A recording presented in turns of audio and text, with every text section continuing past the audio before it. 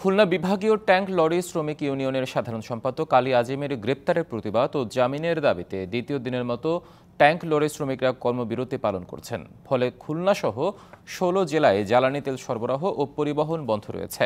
সকালে খালিশপুরে অবস্থিত শ্রমিক ইউনিয়নের কার্যালয়ের সামনে অবস্থান নিয়ে ডিপো থেকে জ্বালানি তেল উত্তোলন বন্ধ রাখেন আন্দোলনকারীরা। আলী আজিমকে মুক্তি না দেওয়া পর্যন্ত কর্মবিরতি পালন অব্যাহত রাখার ঘোষণা দিয়েছেন আন্দোলনকারীরা।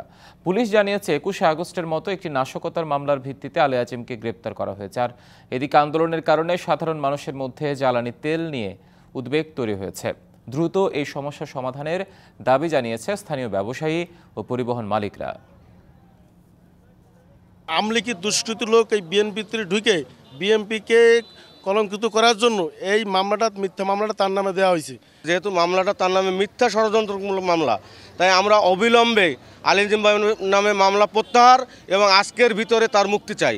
আজকের ভিতরে যদি তার জামিন না দেওয়া হয়, মুক্তি না হয়, তাহলে আমরা এই ট্যাঙ্ক লরির শ্রমিকরা, ট্যাঙ্ক লরির চালকরা আমরা ট্যাঙ্ক লরি চালাবো না, আমরা কর্মবিরতিতে যাব।